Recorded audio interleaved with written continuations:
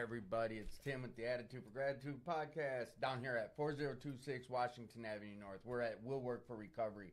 We do the podcast every Friday night. We go live at 8 p.m. Sometimes we go a little earlier, but I will make those notifications if that's the case. We're on TikTok Live. We're on Facebook. We're on YouTube and trying to break into some other platforms. But we are down here at Will Work for Recovery. We have meetings every night of the week at 7 p.m. On Wednesdays, we do a men's meeting and a separate women's meeting at 5 p.m. Come on down, do that hour meeting, hang out for some fellowship for an hour or so, and then we have the big meeting at 7 p.m. Every night of the week, there's a 7 p.m. meeting. Tuesdays, there's a Well-Bridie meeting. That's an Indigenous persons-based meeting where we do some spiritual readings and then share.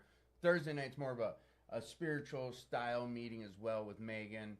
Friday is a call-up meeting where you get a ticket and they call your number and you stand up and talk about what's been keeping you clean and sober. There's just all types of variety of recovery down here at Will Work for Recovery with the structured meeting every morning at 6:30 a.m. and on Sunday it's at 7 a.m. Other than that, like, this is a place that it's a resource center. It's an RCO. It's a recovery community organization. We have peer recovery specialists. We have multiple different avenues of recovery down here. We have a computer room with computer classes that have started, and they continually restart. So look into that. Speak with myself, Paul, Carolyn, anyone who's of service down here can kind of get you linked in. We've always got more things that come about. We got Chucky the Soap Man down here who's making soap by the bundles. Come on down and get some. If you haven't tried this soap, like, I implore you to give it a shot. Everyone who gets some always comes back for more. And Chuck's like, he's a godly man with the biggest heart of anyone I've ever met. He makes this soap and just hands it out. He does take donations, but basically I'm always watching him just hand soap out. So it's just, it's part of the different things that we do down here. Wednesday nights, there's a recovery podcast that they've started. It's called Rule 62 with a rotating type format of open door policy. Anyone can come in and share about their stories. And Friday nights, so the night of the podcast at 8:30, Big O started Recovery Okie. Like, there's just multiple things. And then Race has got the fire pit going all through the winter. He's built this big, huge, like, miraculous type fire pit with all these pallets around it. Just a lot of stuff happening down here. We got ping pong tables and foosball tables and prayer rooms and big monitors with big screen movies playing, all sorts of stuff. We have a full workout room. Come on down here. Check it out. 4026 Washington Avenue North. If you're struggling, please reach out. Down 988 Intergroup or come on down. Get ready. Buckle up for the show. What? Hi, Marty. Hey, everybody. It's me again, Tim, with the Attitude for Gratitude podcast. Thanks for sitting through the commercials. And I do know that we started a little early. We've got some different things going on down here, but typically it is 8 p.m. start time. And that's really loud in my ear. I got the show playing there, just making sure you guys can hear me too. There is something I want to bring up right away. As I always do. If you're struggling, please reach out. But I went over everything that we do down here at Will Work for Recovery. And if you have any questions, just come on down. 4026 Washington Avenue North. They're doing the karaoke thing like they do every Friday night. The campfire is going to be going on. And I'd say till 11 o'clock at least. So if you're looking for somewhere safe and clean and sober to go to, come down, check it out, sing, get in front of a fire, have a s'more, whatever. It's always fun. We got a place called Victory AA on Monday nights. It's at the United Church in Robbinsdale, 4200 Lake Road. It's a step and tradition meeting. It's an open mix meeting. They do readings from the Big Book and from Grapevine. I'm sharing about this because I went to it, and I know a few people that have gone to it over time, and I'm putting it in the chat. So it has all the Zoom info and the location of the meeting, but go check it out. If it's just one time, go down, check out this meeting. If you're looking for a good meeting, go check it out. There's a good core group of people that go there, and they're very welcoming. So if you have questions about it, my number's scrolling across the top. You can reach out to me. Other than that, like, get involved. That's what we get to do. So we're back at our favorite shows with Rick and Misty, the reoccurring shows. I know I've been slacking on having them on reoccurringly, if that's a word. But we already locked down next month. That's the 29th of next month. They'll be back on to do Step and Tradition 11. Tonight we're going to hit 10. We're going to get back into that, even though this summer, I told you guys it's going to be a different format. First 2 Fridays of every month coming up throughout the summer, it's going to be Kevin in this seat doing the free-for-all shows. So if you want to get on this show, come on down on a Friday night, the first 2 Fridays of the month, share some of your experience, strength, and hope, or sit out there and watch it, or go listen to music or play music or sing music or bonfire, blah, blah, blah. Whatever floats your boat. Check it out. All right, zoom back out. We got Rick and Misty in the house. Oh, I can get all 3 of us on the camera. Nice. All right. So, want to introduce yourself again, sir? I'm Rick. Welcome to the show again. I'm Misty. I'm an alcoholic. Welcome back to the show, both of you. So, before we even get into it, how's life been going, guys? Everyone's always curious. I forget to check in with you guys. We always get right into it. And everyone's always curious, like, well, what do they do? What do you guys do for fun? This is out of the blue. Different question. What does fun look like for you, Rick? Interesting. You can't say Misty. I can't. I don't think he would. Oh, he was gonna. How about Ollie? Yeah, that would be more like it. Is either one of them closer? You can hold up real Yeah. quick. So we have 2 service animals in the house, and technically, oh, look at this one. Tell us a little story about this. Didn't you guys drive, or you had him ship? What's the story on Ollie? This is a new dog to the family, right? Yeah, Look at that little thing. I'm he going to came zoom from North Carolina. And he is what is he? Chihuahua? Chihuahua. Chihuahua. Look at that little thing. And then his brother, This is Party Marty. Party Marty. He has anxiety. Yeah. He's in training. Yep. They're both service animals. Like I said, typically down here we don't have dogs, but they're both service animals and they're in this room. They're not out running around. So you guys are dog parents. That's fun for you, right? Yes. Dog stuff. All right, now we can get into some Step and Tradition talk. Unless have you been out on the bike yet? Oh yeah, yep. What are you riding? Yeah. Now? Oh, you got another Triumph, right? Or no, I got it. a Rocket. Rocket 3. Do you like riding on it with them? I haven't done that. You haven't been on the bike with them? Not this year, but it's not. We haven't been on the bike much. We used to go to South Dakota and bike there. South Dakota. Is that Sturgis? No, No, we would I don't in go the during bike Sturgis. sometime in June, and then we would be on the bike for like hours now where your butt hurts. Oh, yeah, that's biking. Jess will say the same if I were on long rides. You have a comfortable seat though, don't He you? upgraded because I complained too much, Well, I got rid of that bike though. but you did upgrade before. Yeah. Jesse has it. Jesse got it? Good. I'm glad. He needed to get a bigger bike. Yeah. But it was the bike he had was perfect, in my opinion. For him, that was his first bike, right? The one he bought? Yeah. Technically, I mean, yeah. I'm glad. That's how you do it there. And now he's on Jesse's bike. They kind of all. Nice. Yeah. All right, now we put their business out there. You guys okay with that? We got some updates and bike riding, fun, dogs. All right, so Step 10. What is Step 10? Step 10. It's continued to take personal inventory, and when we were wrong, promptly admitted it. Okay. And out of this book here, I think that usually we start talking about that near page about. It's on page, in the big book, it's on page 84. 84. Oh, hang on. See if this, we can turn the light on. What am I doing? That's all right. Oh, that's okay. He likes, Oh, just do it okay. like this. Okay, perfect. We're good. We got sound. Everyone's in. Page 84 of the Alcoholics Anonymous Big Book. You want me to go? Yeah, where it says this thought brings us to step 10. What's this thought? It's about the promises. This They will always materialize if we work for them.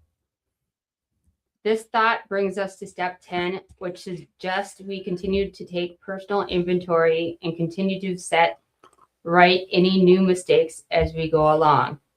We vigorously commence this way of living as we clean up the past. We have entered the world of the Spirit. The next function is to grow in understanding and effectiveness. This is not an overnight matter. It should continue for our lifetime. Continue to watch for selfishness, dishonesty, resentment, and fear. When these crop up, we ask God at once. Sorry, I'm Yeah, gonna do this. Just because I know I'm not. I know. I knew that was gonna happen. Everyone's complaining that this is blocking. Oh, sorry. So there we go. Sorry. When these crop up, we ask God at once to remove them. We discuss them with someone immediately and make amends quickly if we have harmed anyone. Then we resolutely turn our thoughts to someone we can help. Love and tolerance of others is our code. Okay, it says, continue to watch for selfishness, dishonesty, resentment, and fear. Those are really the ideas out of step 4 in the big book. When these crop up, it doesn't say if. Because they're going to. They're going to, yeah. So when they crop up, you got to do something with it. In your experience throughout your journey, do they still crop up, or has that gone away now? Sometimes.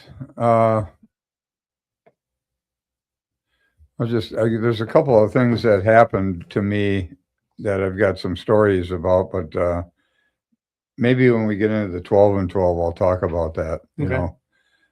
But, this step really helps you to keep from picking up a bunch of crap along the way. Or resentments. It gets you to look at stuff. But, they're assuming you've done an inventory and you know what that looks like. So, And we have ceased fighting anything or anyone, even alcohol. have you done that yet? Ceased fighting anything or anyone? Try to. For by this time, sanity will have returned. We will seldom be interested in liquor. If tempted, we recoil from it as from a hot flame. We react sanely and normally, and we would find that this has happened automatically. We will see that our new attitude toward liquor has been given us without any thought or effort on our part. It just comes. That is the miracle of it. We are not fighting it, neither are we avoiding temptation. We feel as though we had been placed in a position of neutrality, safe and protected. We have not even sworn off.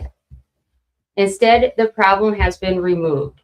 It does not exist for us. We are neither cocky nor are we afraid. That is our experience. This is how we act. That is how we react as long as we keep in fit spiritual condition. So long as we keep in fit spiritual condition. Isn't that something? Well, this is a spiritual malady. Well, I mean, the resentments and stuff make you sick. So you got to watch for that stuff. That's what it said on the other page. Continue to watch for selfishness, dishonesty, resentment, and fear. Yeah. It is easy to let up on the spiritual program of action and rest on our laurels. We are headed for trouble if we do, for alcohol is a subtle foe. We are not cured of alcoholism. What we really have is a daily reprieve contingent on the maintenance of our spiritual condition. Every day is a day when we must carry the vision of God's will into all of our activities. How can I best serve thee? Thy will, not mine, be done. These are the thoughts which must go with us constantly. We can exercise our willpower along this line all we wish. It is the proper use of the will. So it's not about fighting your will. It's about redirecting it. Much has already been said without receiving strength, inspiration, and direction from him, who has all knowledge and power. If we have carefully followed directions, we have begun to sense the flow of his spirit into us. To some extent, we have become God conscious. We have begun to develop this vital sixth sense. But we must go further, and that means more action. Now, any of you guys got any experience with this, with doing something? Got a story of something that happened? With the 10th, With having to make an amend? well, with my ex-husband, let's see.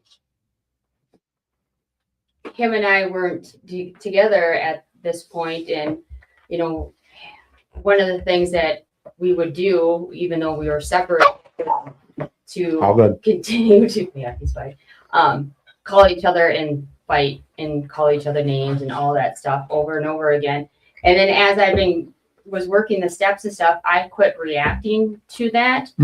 And when I did react to that, I would take a step back and then make my amends. And if I, whatever I was doing, I would come to him and like tell him like, hey, I shouldn't have talked to you like that. I apologize.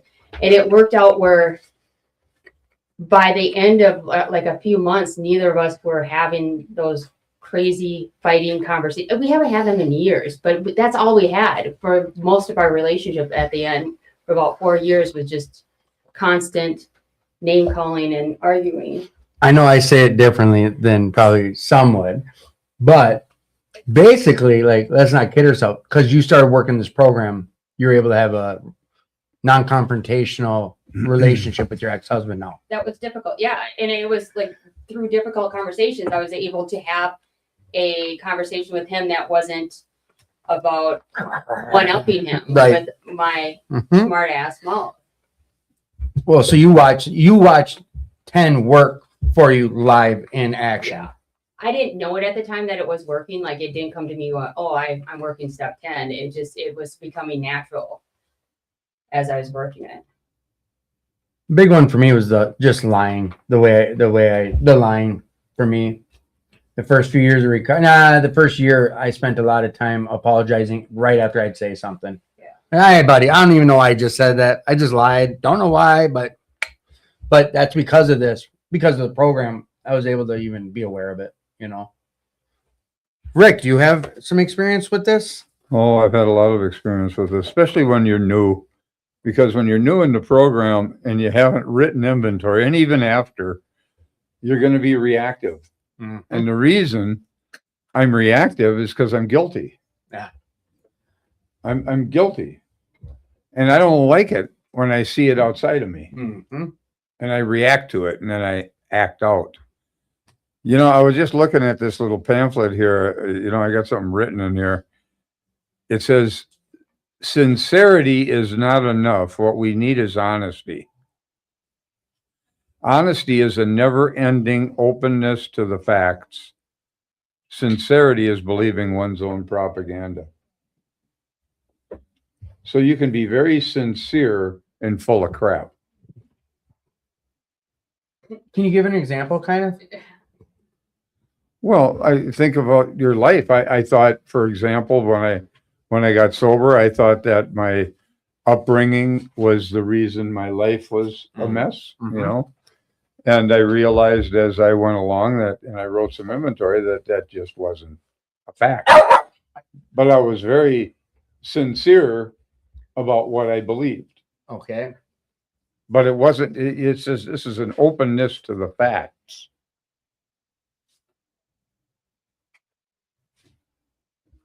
Sincerity is believing one's own propaganda. So you can be very sincere and full of shit at the same time. It's not, I was going to say you're a big proponent of this, but that's not the right way of saying this. You personally have helped me to always how do I even word it? You pointed out more than once, and it made me think of this when you're talking about early recovery, and the things that bug me the most are things that are issues with me. And I know you've used the theft side of things. And it's because of you that I don't know. I'm not wording it right, but if I spot it, I got it. One of those type of deals. When I'm seeing someone do something and it's really affecting me, I should probably take a look in that big. Well, when you're emotional about it, when it's at an emotional level. See, these things are at an emotional level. right. That's why you can't just override it intellectually. Mm-hmm. You have to deal with it at an emotional level.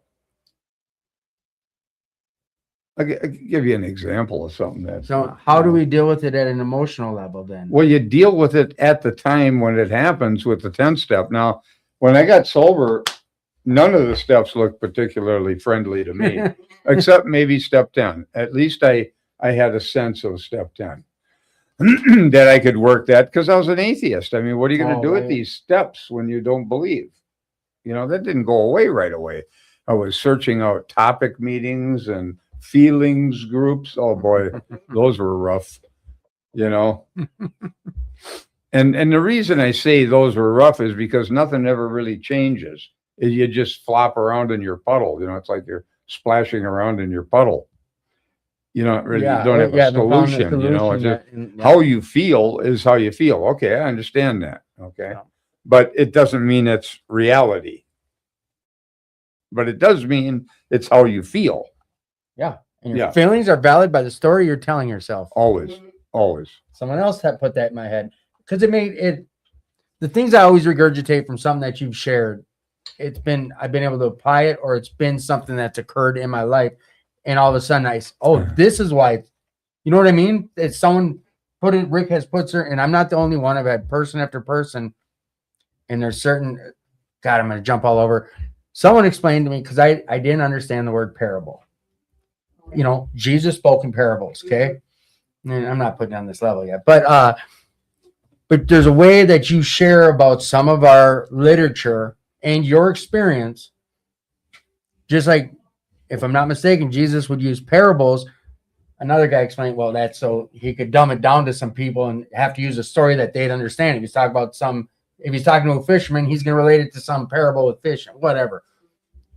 I don't know if it's just you being you or you sharing from your own experiences, but some of the things you've shared, and that's like a big one. Like when I spot it, it causes me an issue. It's something I need to look at with self. Well, yeah, okay.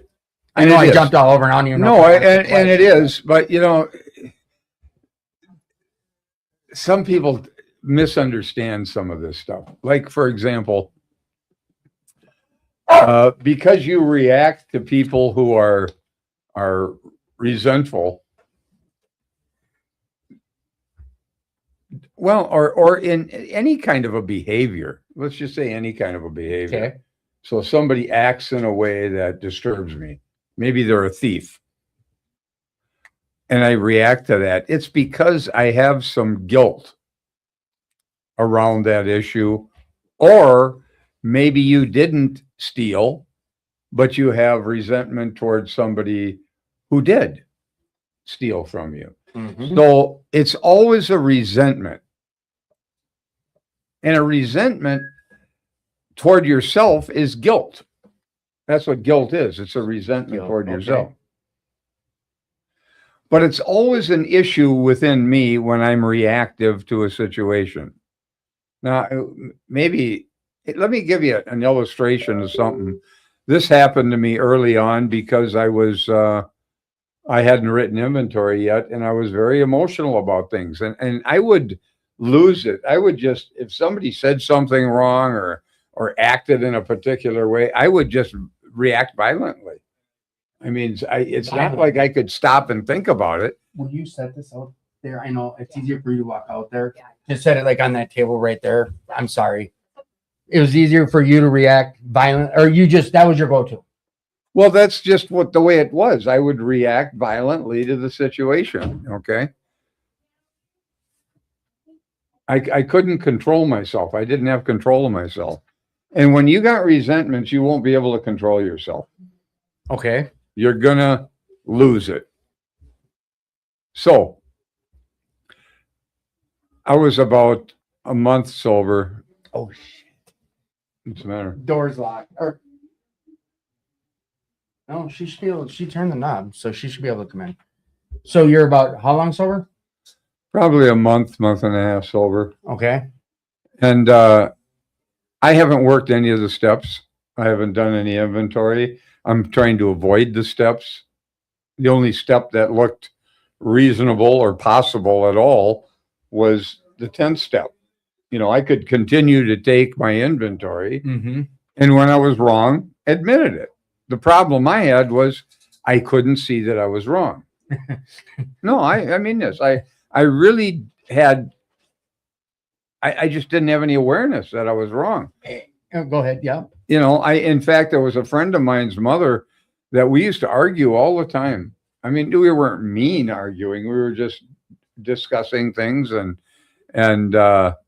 Like debating. debating and that sort of thing. And after I got sober, I went back to see her. Her son died, the guy that I knew, Okay. that was connected to her and why I knew her at all. He died in a situation in a car accident.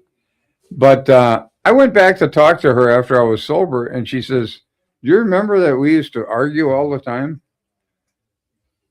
And I forgot about it.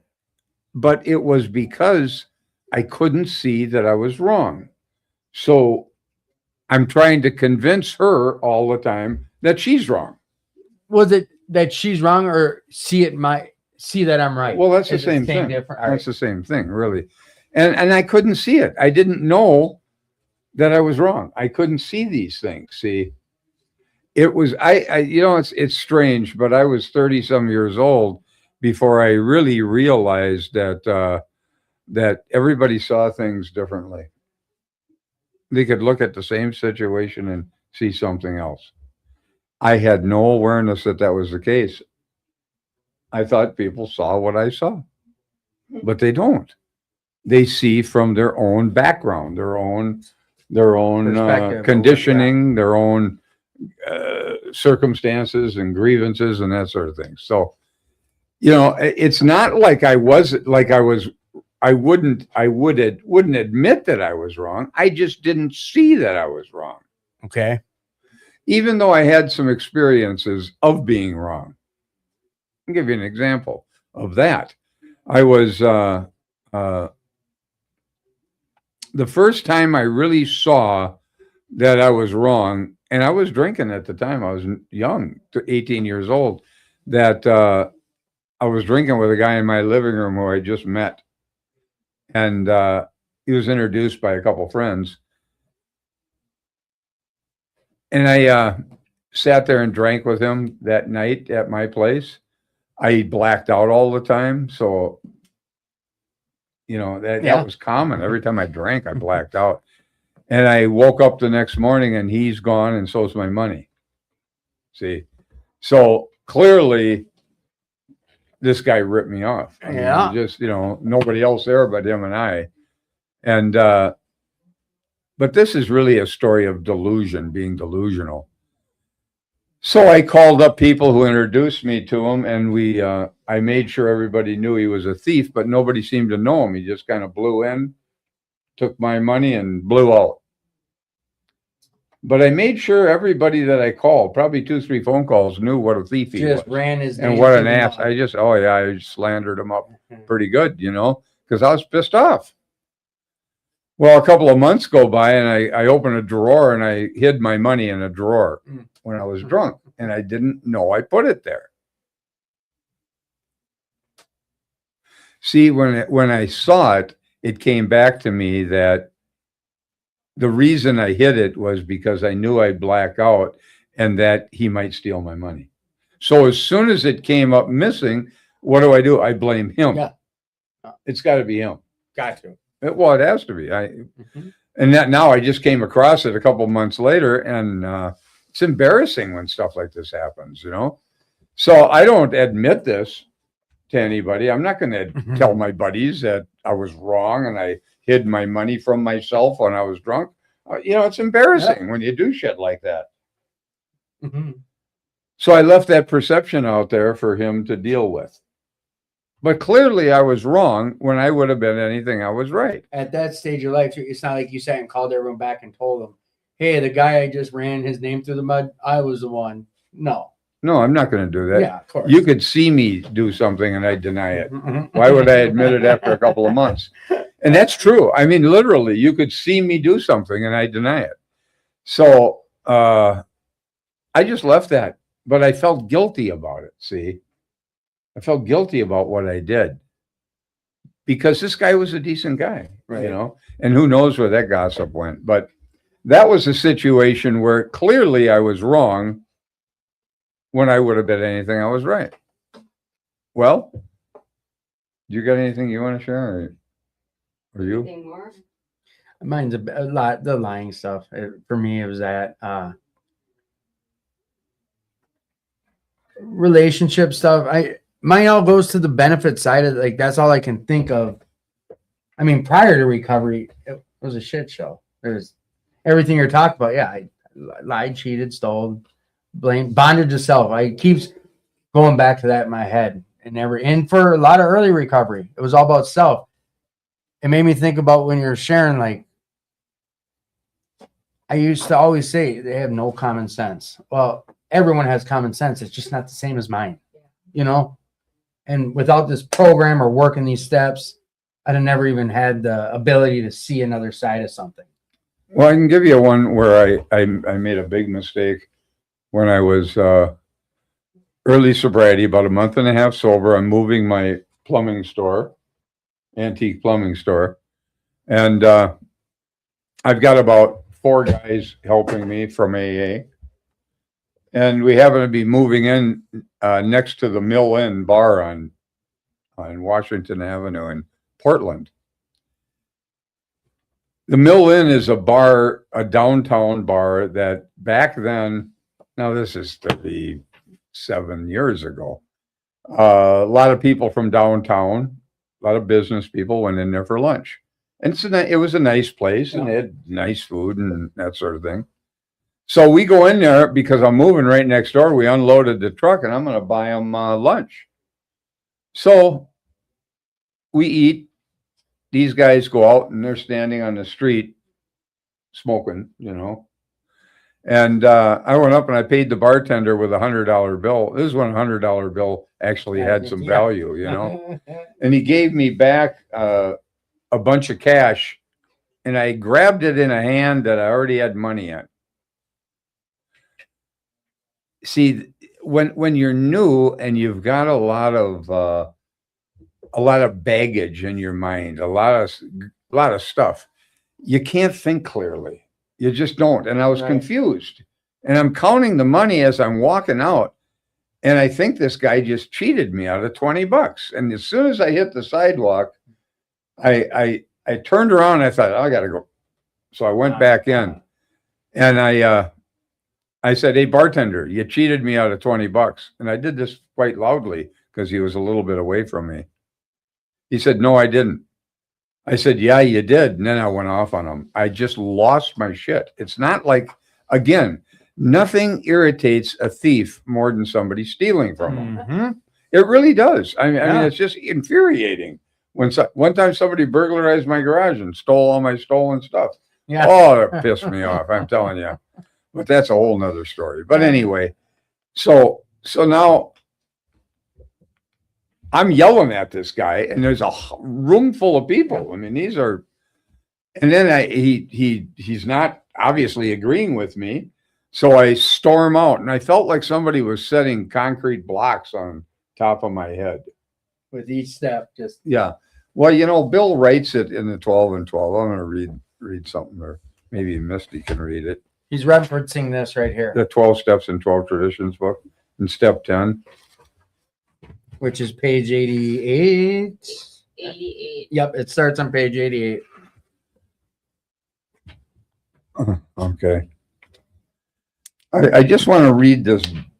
We can read the rest of it later, but the paragraph at the bottom where it says, when a drunk has a terrific hangover.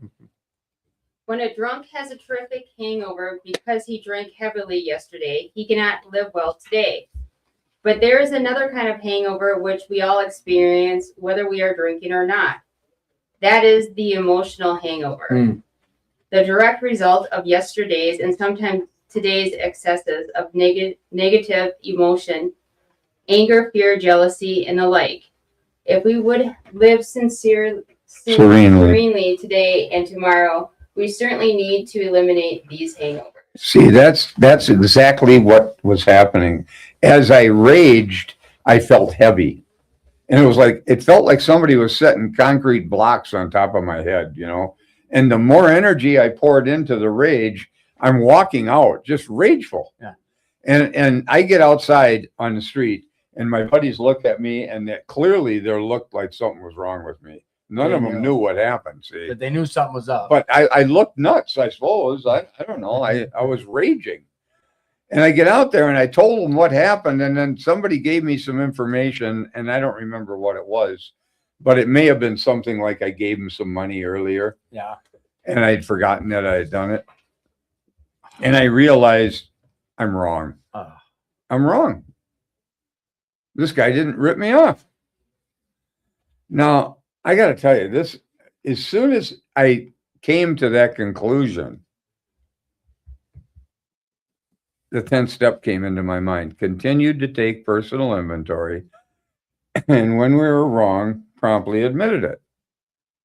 I don't want to admit it. I don't want to go back in that bar. Especially after the scene. Especially after the scene I just made. See, so I'm having a lot of racing thoughts at this moment because why did that step come into my mind at that moment? You know. Wasn't what I was looking for, but it did. Right.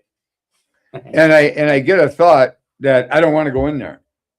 But then I had a thought, and it wasn't mine. It said, Rick, are you just going to give this program lip service, or are you going to work it? Or are you going to? Now, I don't know who that voice was. I was just going to say, whose voice was it? Well, it wasn't my idea, and I can tell you it wasn't. It used my name. Were you still an atheist at this point? I was still an atheist. Oh, big time. Okay. Big time atheist. So anyway, I thought, oh shit, I got to go back in there. So I turned around, I started to walk into the bar, and I'm telling you, I wasn't in any hurry. But we were pretty close we were just out on the sidewalk. Yeah. So the doorway was right there. And I start walking in and I'm going fairly slow, but I got thoughts that are coming rapidly right now. And I'm thinking to myself, well, I think I'll just slither up to the end of the bar and say, hey, bartender, will you come over here a minute? You see, that's what I wanted to do. Not like when you called him out on the 20. No, I wanted to do this very quietly. And as I was having those thoughts, I get that voice again that uses my name. It said, no, Rick, you have to clean this up the same way you made it, loudly and in front of everybody. And this guy could have been either a class act or he could have really let you have it. What happened? I tell you, I thought, man, I don't want to do this. I just don't want to do it. But I knew I had to do it. Now, why did I have to do it? Because this guy's livelihood is dependent on tips. Primarily, he makes money based on his tips. What are the tips based on? His character. Mm-hmm. And what did I do? I slandered his character. See, that's what I did. And I caused a big, big problem in front of a lot of the patrons who were in there for lunch. And so I knew I had to do this loudly and in front of everyone. So I did. And I said, hey, bartender, will you come here a minute? And I got to tell you, this guy was a class act because he came over to me. I wouldn't have come near a guy who did what I did to him. Not at least at that point. And he came over and I said, and I did this loud. I said, I was wrong. You were right. You didn't cheat me out of $20. I made a mistake. And I did this loudly and in front of everybody. And he looks at me and he says, apology accepted. And he turned around and he walked away. See, now that's a class way of handling a situation like that. Oh, yeah. You know, a lot of people might not have handled that the way he did, but this guy was a decent human being, you know? Especially off the back of the way you approached him about thinking he took from you. Being loud and just, And I think that you're right. That's Well, when 10 you're step. raging, it wasn't that I wanted everybody to hear it. I just didn't have control of myself. Right. See, when I did it, and I knew I had to straighten it out the same way. So that was one of the first. In fact, it was, as far as I recall, the first time that I actually worked a step or Applied a worked the step 10th into step. yeah. You got a positive reaction. Well, not only did I get a positive reaction from him, but when I left, I was just excited. I was high as a kite when I walked out of that bar. Why? A spiritual principle practiced. That's what happens when you practice these principles. I didn't get back to square one, where I was before I made the mistake. I might have been feeling okay. I got high from doing it. And I went into the rest of the day, excited and happy and feeling great. Now, what if I wouldn't have done it? What if I would have just said, no, I'm not going to do that? Yeah. I'd have carried that guilt into the day. And some people drink over this stuff. Now, I wasn't in a position where I was going to drink. Okay. My sobriety has never been a threat. It has been threatened by my behaviors. No matter how bad my behaviors may have been, my sobriety is not, I never had that issue. Why?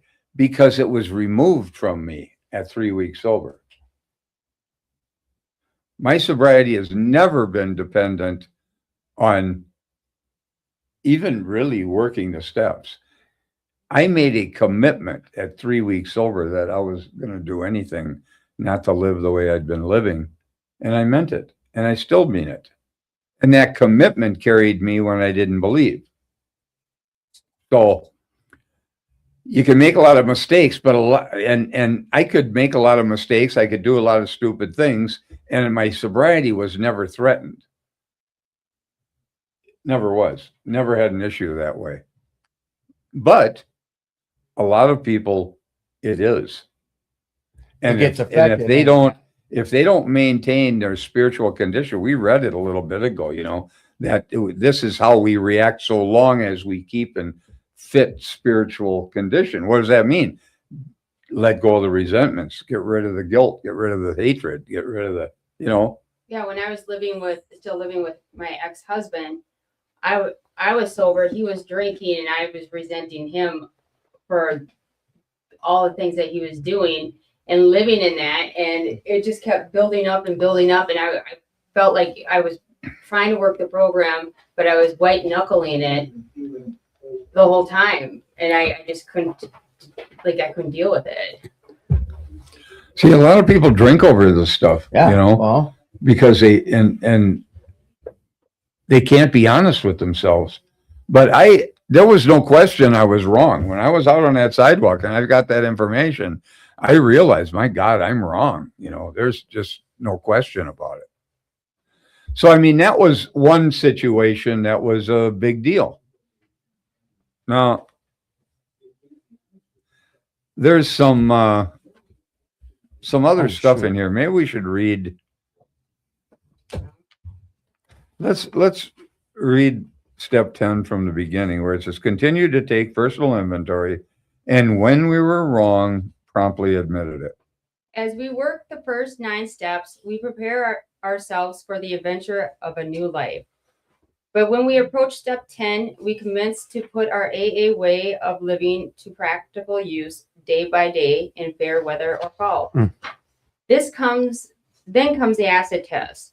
Can we stay sober, keep in emotional balance, and live to good purpose under all conditions?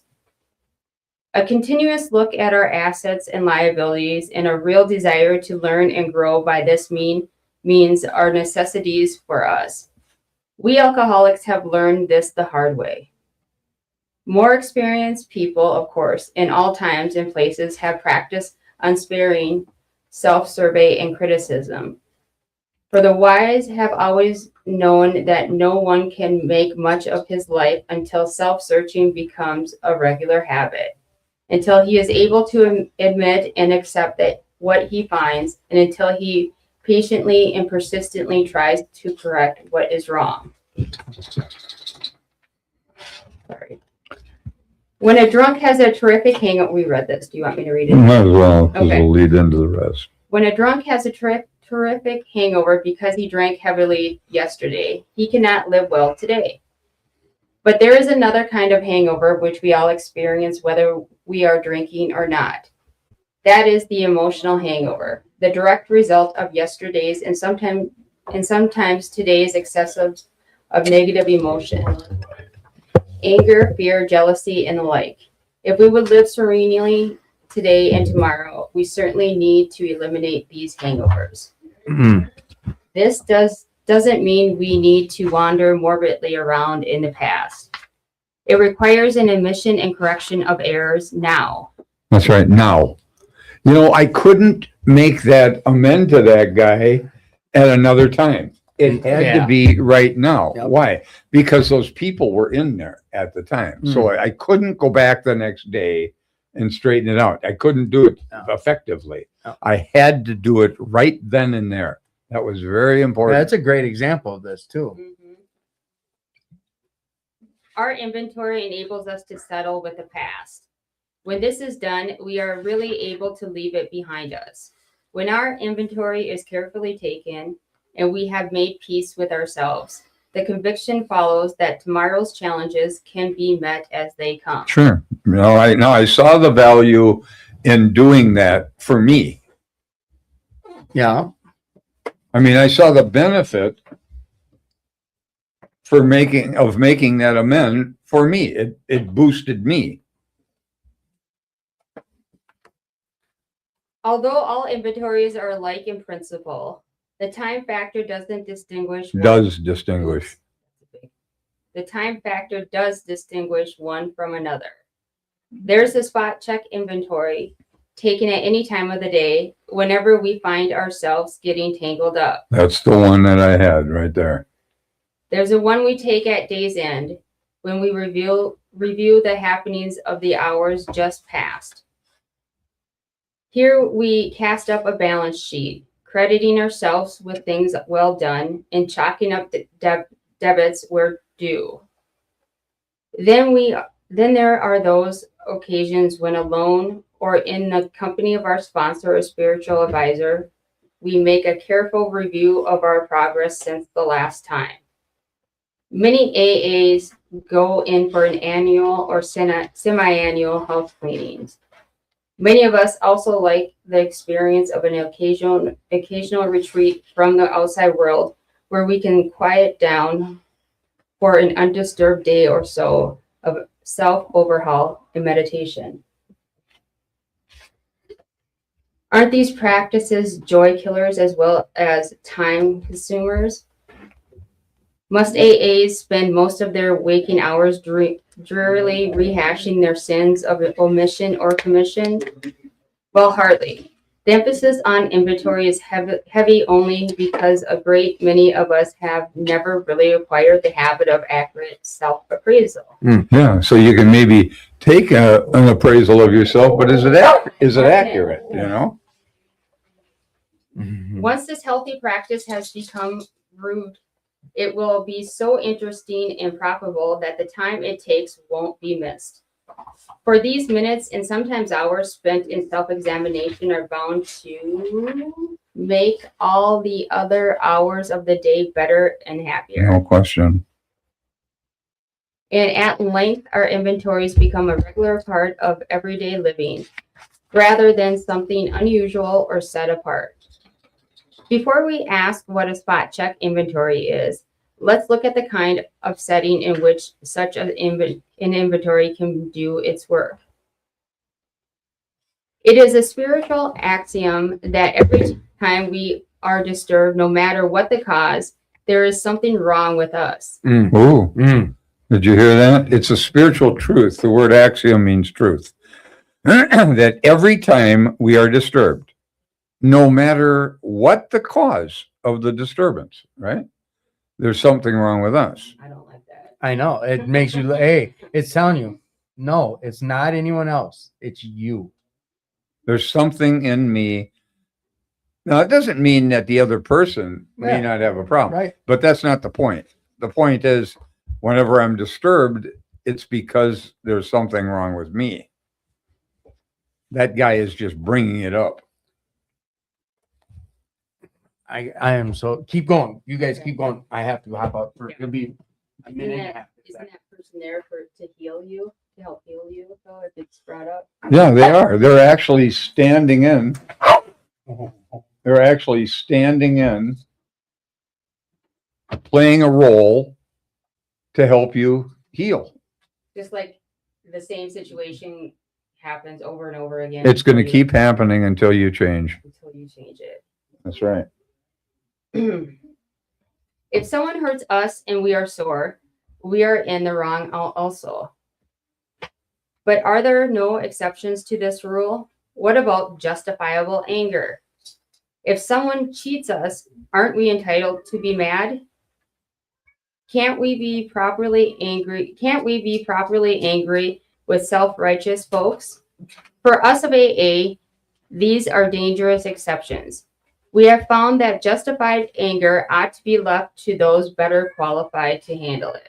Well, that sounds like he sidestepped the whole issue, doesn't it? You know, kind of just took it somewhere else here. Few people have been more victimized by resentments than have we alcoholics. It mattered little whether our resentments were justified or not. A burst of temper could spoil a day, and a well-nursed grudge could make us miserably ineffective. Nor were we ever skillful in separating justified from unjustified anger. As we saw it, our wrath was always justified. Of course it is. It's always justified. Marty. Right, Marty, I'm coming right by you too. Marty. Oh, Stop it. Get over it. Triple Tim. Sorry about that, you guys. That's all right. We're on page 90, second to last paragraph in the middle. So a burst of temper could spoil a day, and a well-nursed grudge could make us miserably ineffective. Nor were we ever skillful in separating justified from unjustified anger. As we saw it, our wrath was always justified. Anger, that occasional luxury of more balanced people, could keep us on an emotional jag indefinitely. These emotional dry benders often led straight to the bottle. Other kind of disturbances, jealousy, envy, self-pity, or hurt pride did the same thing. That's right. So all of those things, when they occur, are really problematic in my mind. In your mind, Right. not itself. A spot check inventory taken in the midst of such disturbances can be a very great help in quieting stormy emotions. Today's spot checks finds its chief application to situations which arise in each day's march. The consideration of our long-standing difficulties had better be postponed, when possible, to times deliberately set aside for that purpose. Yeah, that'd be taking a 4-step inventory. The quick inventory is aimed at our daily ups and downs, especially those where people or new events throw us off balance and tempt us to make mistakes.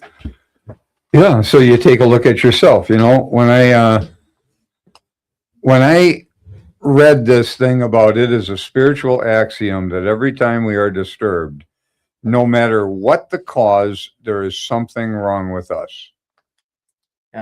No matter what the cause, there's something wrong with us. And like you said, people will still do wrong towards me, but yeah, so let's run that example. Someone steals from you again. Now you're affected by it. Okay, I'll give you an example of something that happened to me. Parable time. And serious. I need this. And this happened when I was about a year sober. I'd already written the 4-step inventory, and I'd resolved a bunch of the resentments. But you see, there's this temptation around AA rooms, and I think this is a problem. You know, Bill used to talk about, he would say, the good is the enemy of the very best. In other words, if you achieve your good, let's say it's physical sobriety, that will become the enemy of your very best if you settle down into it and don't grow. See, that's what he's talking about. Okay. I found out later that Bill stole that idea from the Oxford groups, but he used to say it a lot, apparently. Okay. In some of his writings, people would say that he would say that. So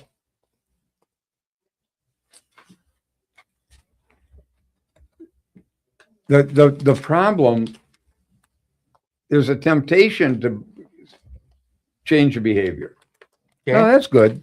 If you're a thief, you should probably stop stealing. Okay. I mean, you should stop stealing if you're a thief, which I did. I stopped stealing. That didn't happen overnight.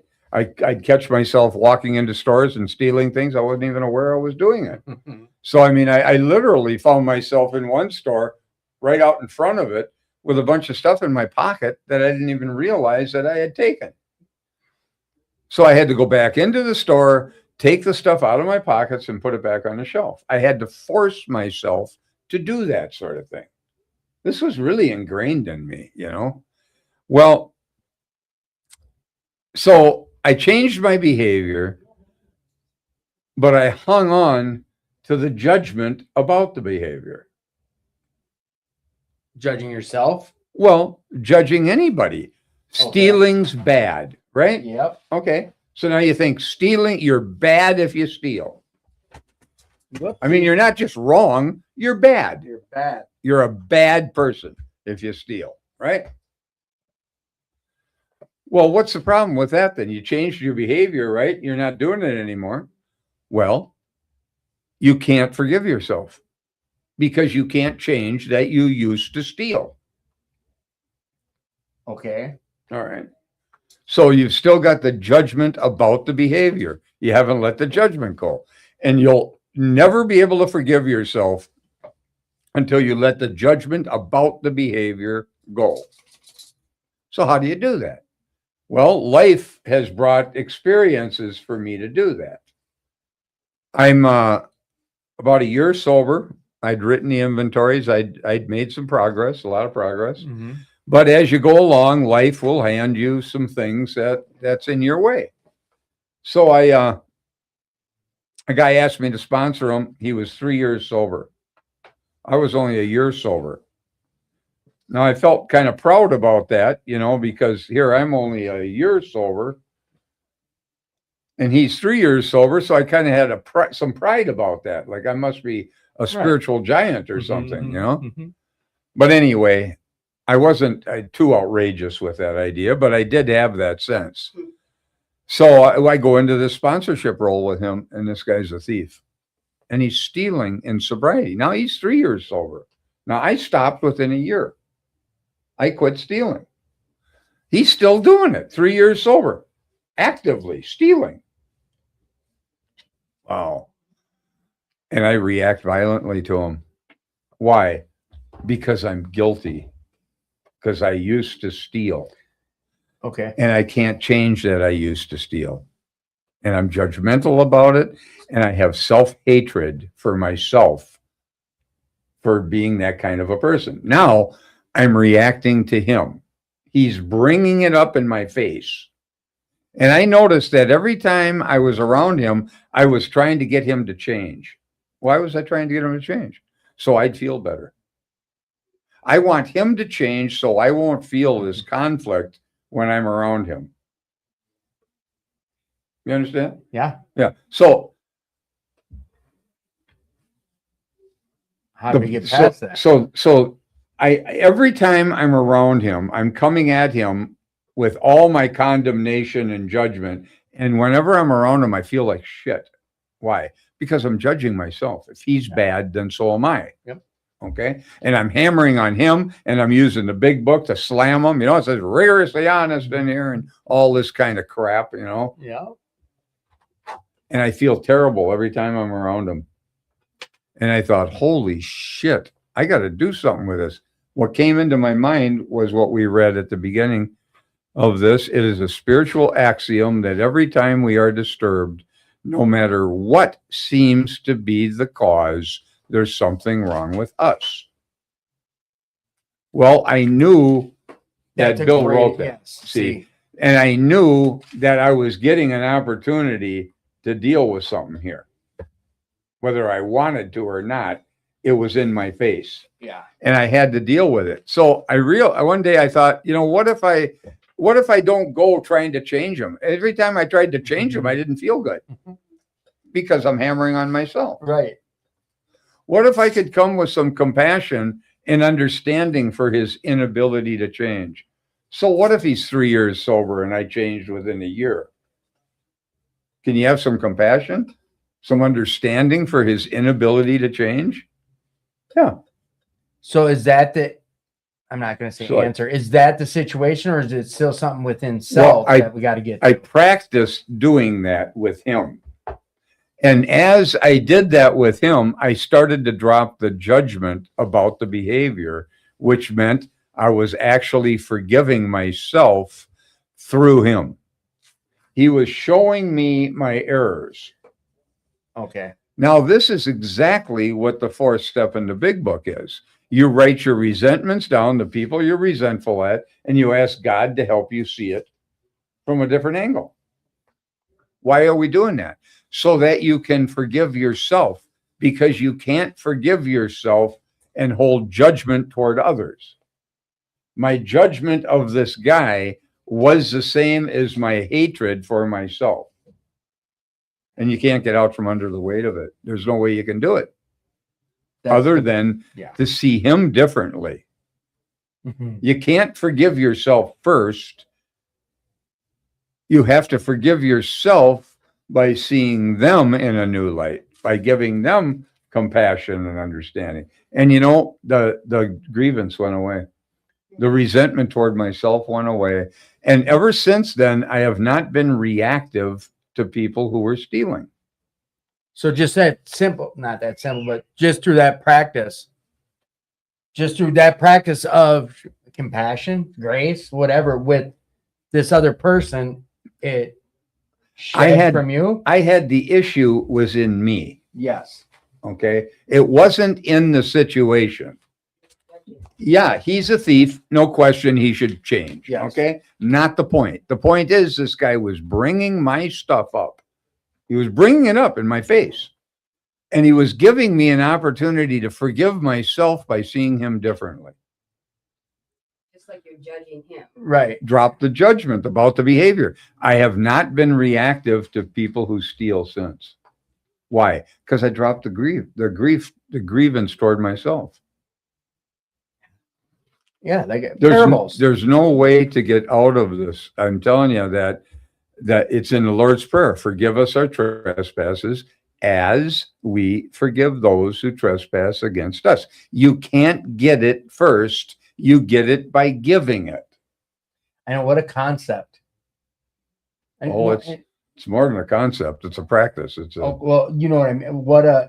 Just to come in and someone explains that to you before you work steps. Well, that's what Bill. To me, it would have been bullshit. Well, this is what Bill was trying to say when he wrote. Right. It is a spiritual axiom that every time we are disturbed, no matter what seems to be the cause, there's something wrong with us. Now he says, if somebody hurts us and we are sore, we are in the wrong also. Mm-hmm. But are there no exceptions to this rule? What about justifiable anger? Oh, yeah. What about that? If somebody cheats us, aren't we entitled to be mad? Can't we be properly angry with self-righteous folk? Then Bill kind of sidestepped it, but he doesn't really. He says, we have found that justified anger ought to be left to those better qualified to handle it. But to peel back a layer of this, or whatever, this is where I go to, and it's not stroking your ego. What it is, and this is why I'm grateful for this program and the people I've met in the program. Me reading that, just a spiritual axiom, reading that, even with someone else, without me experiencing that, having an experience with that myself, I would not have picked up what he meant there. And then someone like you gives an example like you just did. That makes 100% sense to me now. Exactly what he was saying. I just didn't concept the words out of that book when I read it first until you explained it in practice. Well, does that make sense what I'm saying? Yeah, it's I mean, I've had many experiences like that. Your guilt, guilt is self-hatred. Yeah. It just that makes sense. It's a resentment toward yourself. Yeah. And you're not going to be able to let it go off of yourself while you're holding judgments toward other people for the same stuff. There's just no way out of it. You can't do it. I'll give you another example of this. Sponsoring a guy. He was brutal, man, when he was, and I don't know how sober he was when I was sponsoring him. He was a lawyer and he was a bully. But I think he got hurt when he was a kid. And I got a feeling he became a lawyer so that he could have himself a little power. Control. Like the guy who got bullied in high school becoming a cop type deal. Yeah. Yeah. Okay. Yeah. So anyway, that's what I think. I can't prove that. Right. But anyway, he was abusive. I mean, he would bring up everybody who was around him. He would bring up their stuff. He would belittle people when he'd talk to them. He'd talk down to them. He'd talk nasty to them. He guys who worked on this house that he had a big house. I was working for him and I was sponsoring him too. And the way he talked to people was just outrageous. And even my sponsor was reacting to him because of it. See? Well, one day I'd been working there for some time and there were there's carpenter there, Carpy was there.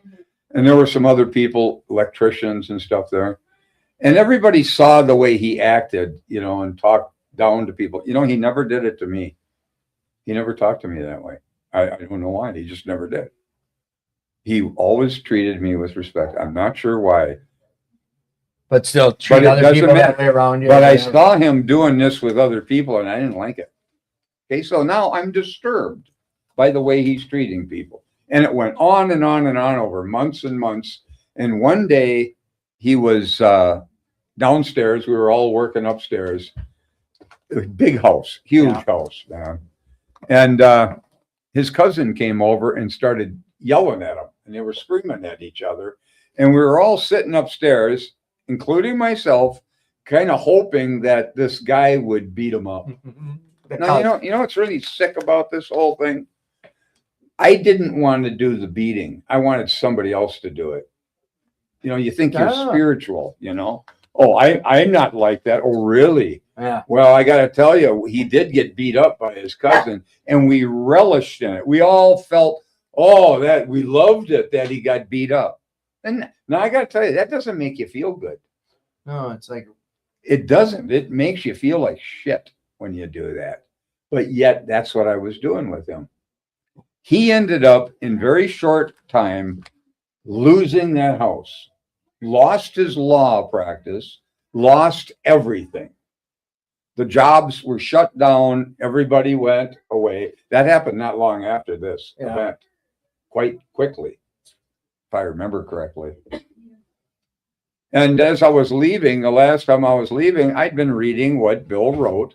It is a spiritual axiom that every time we are disturbed, no matter what seems to be the cause, there's something wrong with me, something wrong with us. And I thought, there it is again, man. Here it is again. Now I'm about 4 years sober at this point, And I thought, here it is. I didn't want to do the ass kicking, but I wanted somebody else to do it. That's really sad, And I thought, man, I gotta write him a letter. And when I left that day, I knew I wouldn't see him again for who knows. I didn't know what would happen.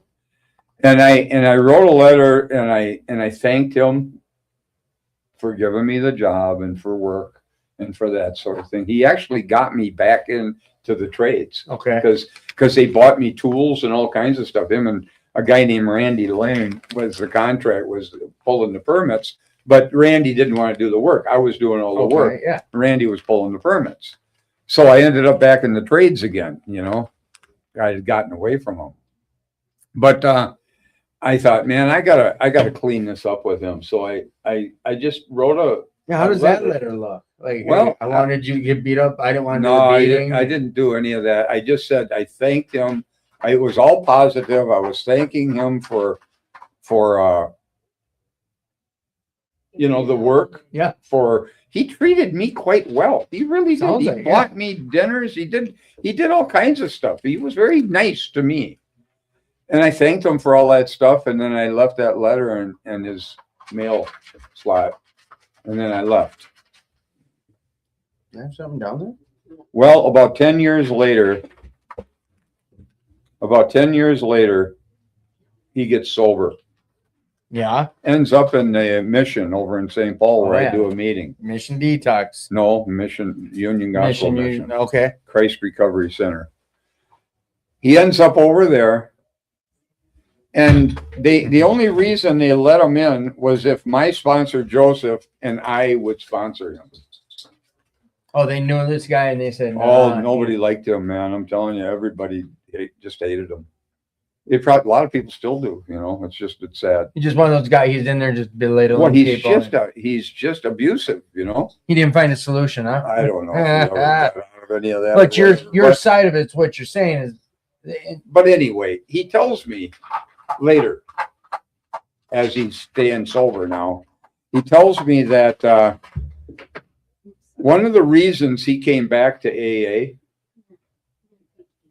he said, because I knew that there were people that would put principles above personalities. That's what he said to me. Because he knew he was an ass? Well, he knew that I was, by making that amend to him, in a sense of just talking about him in a respectful way, right, instead of looking at what's wrong with him. Yeah. Yeah, that brought him back. That brought him back, or he wouldn't have come back. Yeah. Isn't that something? So, you may be affecting people's lives and you're unaware of how much you're affecting or what's happening with it, Well, and this kind of goes to, and it's not me stroking you. What it is me saying, you hear, oh, meeting makers make it. You hear these things, but there's a side to that missing meetings or missing someone sharing, you might miss out on hearing something that you wouldn't have heard if you weren't there. I don't know. I'm going to the point of hearing you explain one of your experiences with it. If I didn't have you in here sharing about it, or if you didn't share about your experiences, a lot of the stuff that's in these books, let's just say what it is. I didn't comprehend some of the shit I read or that was read to me. Well, I think a lot of people don't, and that's why we read the material to them in our inventory workshop at 2218. What is that about? I don't think I had it in the. So what are you talking about? It's a 4-step workshop on Wednesday nights at 6:30. Chapter 5. Where's that at again? 2218 First Avenue South. It's at the club. How much is it? In the auditorium. It doesn't cost anything. Oh, anyone can show up. Anybody, doesn't matter. Does it matter at what stage? I don't care if it doesn't matter if they're AA, NA, Al-Anon, doesn't matter. It's 7 weeks continuously. They can pop in at any time, and they do not need a big book because they have the chapter printed out. Nice. A lot of sponsees show up to this too. I know. I know for a fact. I know people that have, and that you just continuously do the 4-step, and it's a 4-step workshop, call it what you will, and that's right out of the book. And you'll share some of your experiences you've had with some of the stuff as we go, and yeah, I just think it's really valuable when you're going to any type of a meeting where there's shares to be open to hear something. Well, why don't we just read the rest of this thing? There's not too much. We don't have to read the whole thing, but Okay. in all these situations, We need self-restraint. honest analysis of what is involved, a willingness to admit when the fault is ours, and an equal willingness to forgive when the fault is elsewhere. We need not be discouraged when we fall into the error of our old ways, for these disciplines are not easy. We shall look for progress, not for perfection. Our first objective will be the development of self-restraint. Stepping back from reacting. This carries a top priority rating. When we speak or act hastily or rashly, the ability to be fair-minded and tolerant evaporates on the spot. Yep, it does. One unkind tirade or one willful snap judgment can ruin our relation with another person for the whole day or maybe a whole year. Nothing pays off like restraint of tongue and pen. We must avoid quick-tempered criticism and furious, power-driven argument. The same goes for sulking or silent scorn. These are emotional booby traps, baited with pride and vengefulness. Our first job is to sidestep the traps. When we are tempted by the bait, we should train ourselves to step back and think. For we can neither think nor act to good purpose until the habit of self-restraint has become automatic. And that's what I was doing with my ex over the phone. And it was just your go-to. Yeah, instead of like he would say like horrible things, then I would react, and I just stopped reacting basically. And I wasn't giving him anything. Right. We weren't giving him that power. No. You want me to continue with that? We can, There's not that much left, is there? Disagreeable or unexpected problems are not only the are not the only ones that call for self-control. We must be quite as careful when we begin to achieve some measure of importance and material success. For no people have ever loved personal triumph more than we have loved them. We drank of success as of a wine which could never fail to make us feel elated. When temporary good fortune came our way, we indulged ourselves in fantasies of still greater victories over people and circumstances. Thus, blinded by prideful self-confidence, we were apt to play the big shot. Of course, people turned away from us, bored or hurt. Now that we're in AA and sober and winning back the esteem of our friends and business associates, we find that we still need to exercise special vigilance. As an insurance against big shotism, we can often check ourselves by remembering that we are today sober only by the grace of God, and that any success we may be having is far more His success than ours. Finally, we begin to see that all people, including ourselves, are to some extent emotionally ill as well as frequently wrong. And then we approach true tolerance and see what real love for our fellows actually means. It will become more and more evident as we go forward that it is pointless to become angry or to get hurt by people who, like us, are suffering from the pains of growing up. Such a radical change in our outlook will take time, maybe a lot of time. Not many people can truthfully assert that they love everybody. Most of us must admit that we have loved but a few, that we have been quite indifferent to the many so long as none of them gave us trouble. And as for the remainder, well, we have really disliked or hated them. Although these attitudes are common enough, we AAs find we need something much better in order to keep our balance. We can't stand it if we hate deeply. The idea that we can be possessively loving of a few, can ignore the many, and can continue to fear or hate anybody has to be abandoned, if only a little at a time. Yeah, me being pissed off will overshower all that shit. You know? yeah. I'm living in anger. Sorry, go ahead. Yeah. We can try to stop making unreasonable demands upon those we love. We can show kindness where we had shown none. With those we dislike, we can begin to practice justice and courtesy, perhaps going out of our way to understand and help them. Whenever we fail any of these people, we can promptly admit it to ourselves anyways, and to them To also, ourselves. or to ourselves always, and to them also, when the admission would be helpful. Courtesy, kindness, justice, and love are the keynotes by which we may come into harmony with practically anybody. When in doubt, we can always pause saying, "Not my will, but thine be done." And we can often ask ourselves, am I doing to others as I would have them do to me today? Yeah.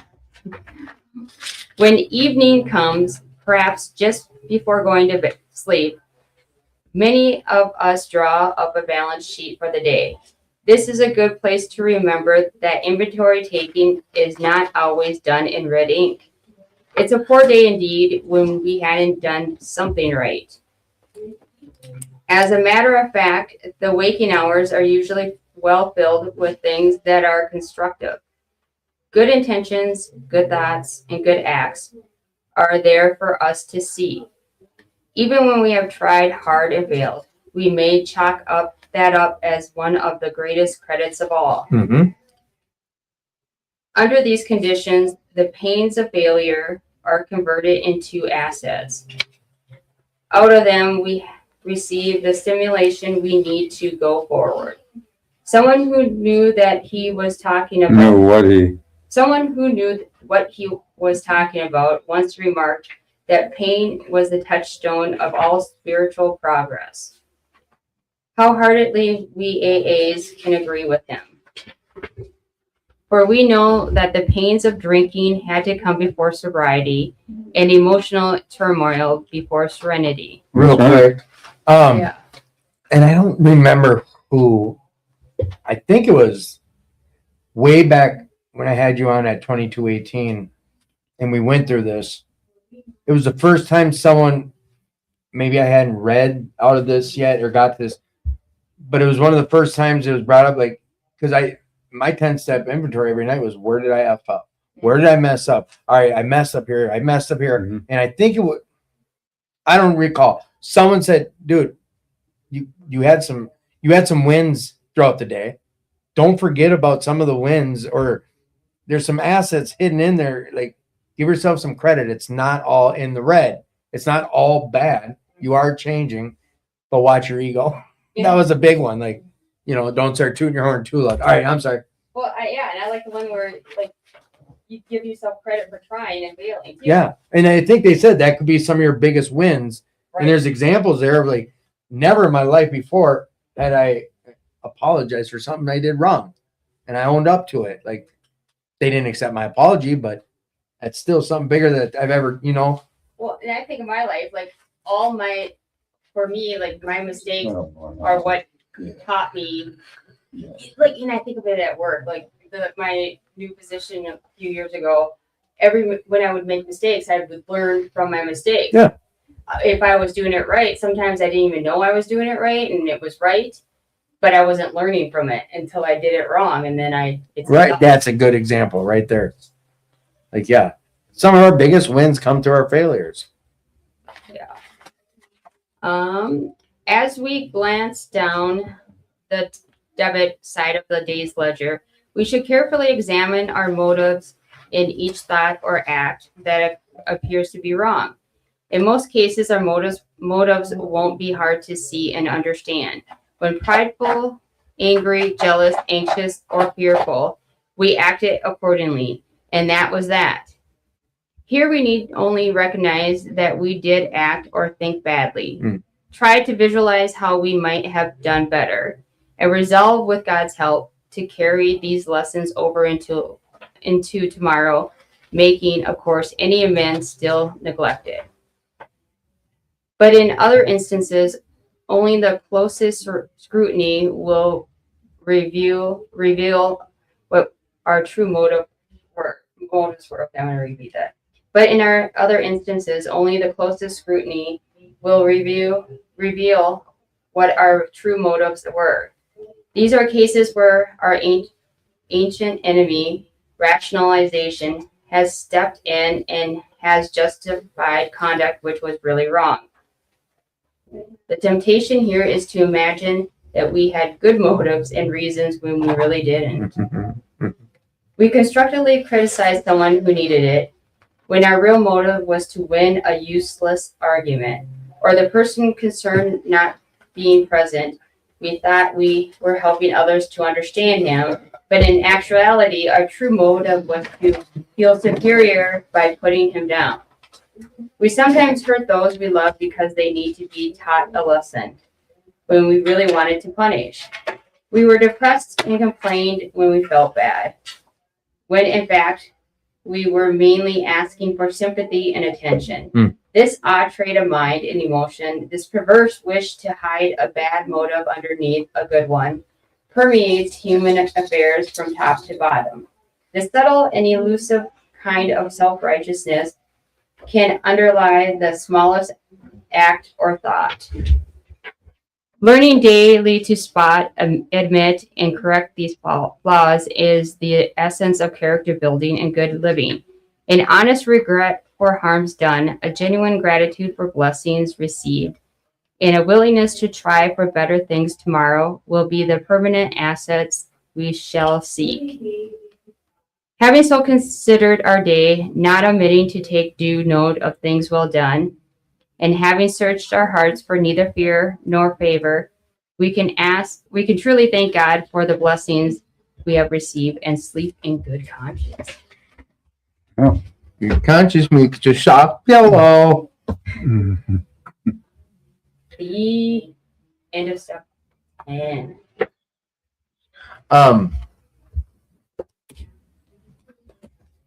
Do you?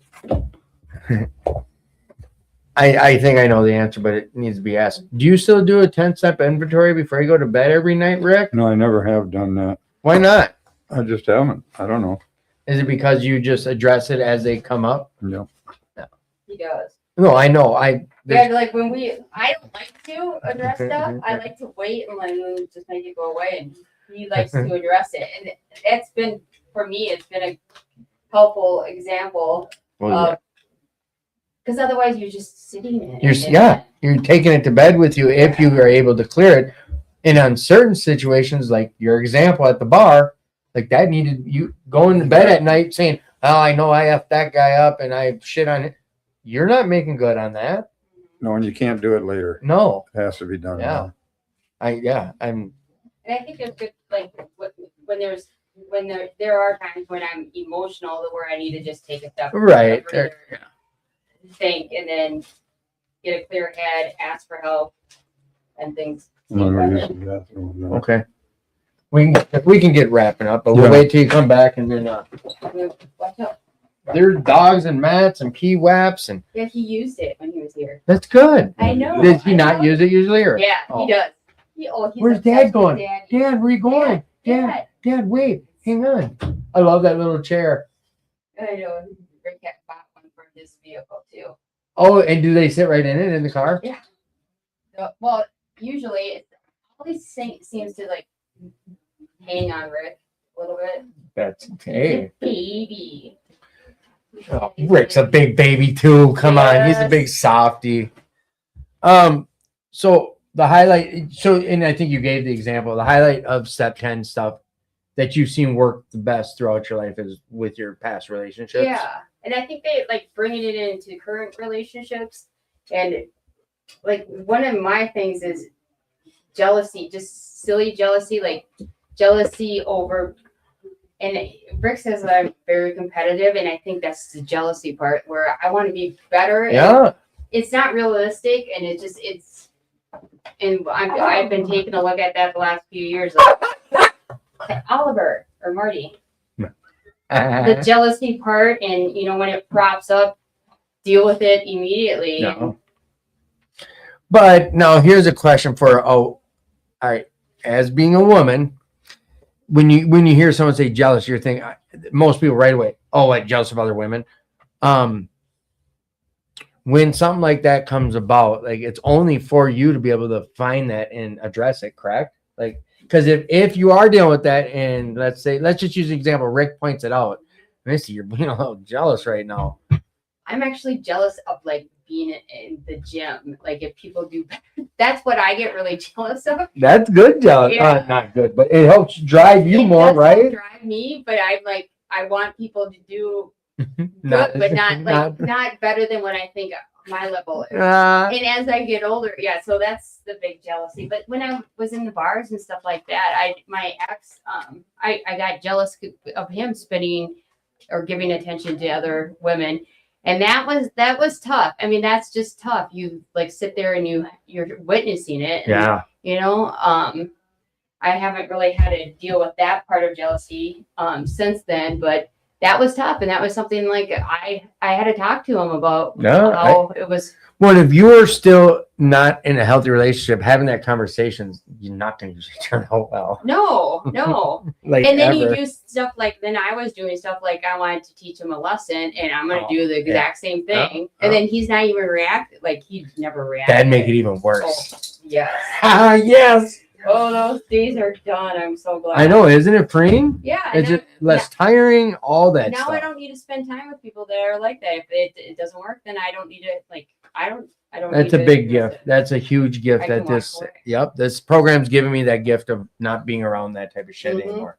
Yeah. Family, even if it's family, I don't have to be around it. I don't need to do it. And I don't need a reason why. Yep. Like, I know what my serenity looks like, and it's not being around toxic shit. Right. I mean, yes, I walked away from that. Shit. There's What? none. No, it's in you. I was just gonna say, if you're spotted, you got it. All right, well, kiddos, that was a good 10th step conversation. We did a lot of reading. Feel better? You emptied? I'm cold. He's cold a lot. Buddy, you know what that means? You're diabetic. No. Might be sick. You might be getting old, bud. Here, we'll get you all nice and toasty. Oh, I like those things. Heaters? Yeah. They're like fan heaters, but they're not really space heaters. I've got so many of these damn heaters because of my job. I'm a maintenance guy, so when someone's house goes out, like, and I'm in my work van now, I've got so many space heaters. If you guys ever need a space heater, I have a little one like that is a fan and then heats, but it doesn't project a lot of like overwhelming I think heat. this is what is it, 1500 watts, whatever. It should warm daddy up. I feel it. You feeling it? I feel it. All right. Well, then let's get to the wrap, and we're gonna have to do our fun little pick a number 1 through 100, Misty. I'm going to do lucky 13. Lucky 13. Are you a morning person or a night person? Oh, I don't know if I'm either anymore. I used to be a morning person, but I think I'm more of a night person. Night. But Dad. Yeah, night. I know you guys are nighters. Pick a number 1 through 100. 99. Nothing finer than 99er. I think we've had, if you could choose any 2 famous people, living or dead, to have dinner with, who would it be? 2? Any 2 people to sit down and break bread with, living or dead. Oh. Yeah, probably Jesus. Yeah, that a boy. Yeah, Jesus is breaking bread with me. And then one more. Just get to pick their brains. I don't know. You said Joseph last time. Did I? Yeah, Joe Perry. Maybe my mother. Ooh, that's a good one. I just had, mom and grandma, someone just said. Who would your 2 people be? Well, definitely Jesus, and I would do my grandpa. Grandpa? Yeah. Nice. All right, let's do another round. These are always fun. 1 through 100, Misty. 49. Just help yourself, Ollie. You just take those treats out your. Oh, this would be fun. If I don't think I've ever asked this. If you could bring back any fashion trend, what would it be? Those hay long bangs? No. Bell bottoms. Oh, they're kind of. I think I've I seen wear a them. lot of. I think that would be mine. I was gonna say sexy. I'm bringing sexy Oh, yeah, back. yeah. No, I'm joking. Rick, what fashion would you bring back? The audience wants to know. Probably mini skirts. You know what? Give me a little bump on that one. Atta boy. I'm right there with you. Mini skirts, Daisy Dukers. Ah. Tell me about your gratitude, Rick. Name of the show is called Attitude for Gratitude. Let's hear about your gratitude, Rick. What's my gratitude? What's it look like today? Well, I'm grateful for Ollie. Ollie is the service animal who's here right now. His new little buddy. Emotionally support. Yeah. What is your gratitude look like, Misty? I think my gratitude is coming back to this. This is fun. I'm glad to hear that. Yeah. I'm looking forward to us getting back on track. And to be honest with you guys, I'd be fine doing just throughout the summer, just doing our show once a month, and I'll fill in the blanks later. And I think I've already had that conversation with you guys about. Who's the Kevin who's doing? Oh, he's a good kid. Not anyone you probably know. He's at SNL at the back table all the time. He's probably, I don't know, he's got a couple years. He just that door stays open, and whoever wants to come in here and sit down, sure. and he'll say, "Hey, what's been keeping you sober?" Or whatever. It's something that Paul would like for this to be something for meeting goers, an event for meeting goers. So I started them a Wednesday show, which is an open door show every Wednesday. That door is open. Come on in. And he still wanted it to. So I created the first 2 Fridays, but like I said, we'll see where it goes. I'm not, and I've been vocal about this. I have no interest in doing that. And it comes through on air to anyone watching. But honestly, Paul and Caroline don't give a shit who watches. It's not about who watches. For them, it's about something for these guys to do. But now with this karaoke, if you walk over, there's 30, 40 people there till 11, 12 o'clock at night. I don't need a show. They don't need it. They don't need it. So Friday nights, I think we're good now. We'll see. Like I said, I was going to take 2-3 months off for the summer just because last summer was a shit show with me wanting to always be at the camper. But whatever. We'll see where it goes. God will take it the direction it needs to go. Maybe I'll be back at 2218. Yeah. Won't be able to have all this bullshit on the walls, but yeah. All right. Last one. Any superpower? What would your superpower be, Misty? Time travel. That's a goodie. Forward and back. Rick? Humility. Hey, at least he said one. In the past, he's not said them sometimes. Yeah. Humility. Oh, wow. Oh, no, you're okay. You didn't know. Ooh. What did he do? Just went up on my leg. He didn't know. You can go on this leg. Here you go. No, it's okay. I scared the shit out of him. Oh, yeah. It's okay, buddy. I'm sorry. Yeah.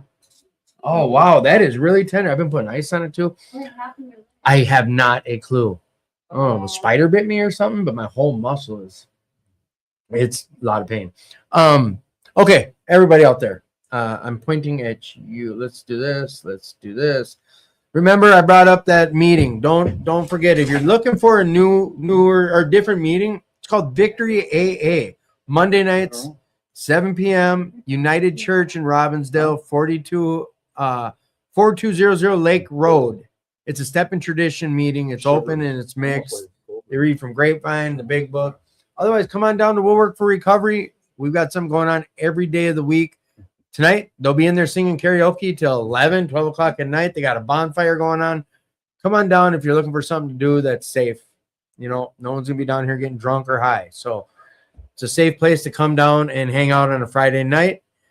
Other than that, if you are struggling, please reach out, get to a meeting, call Intergroup, find one. If you're having self-harm thoughts, things of that nature, dial 988. It's called Suicide Hotline, but utilize the number. I finally did my homework and I called it and saw what the process was. And you do talk to a live person. They're friendly volunteers that have an educational background with that type of topic. So don't hesitate to utilize 988 if you need someone to talk to. Other than that, come on down, get connected, be a part of, not apart from, find a solution. Look for similarities, not differences. And I'm out of here. See you next week, guys. No, I lied. You won't see me next. Is this the last Friday of the month? No. Yeah, it is. Yeah, it is. Because the first, yep, you're going to get Kevin in an open show. If you want to get on the show next week, come on down. Bye.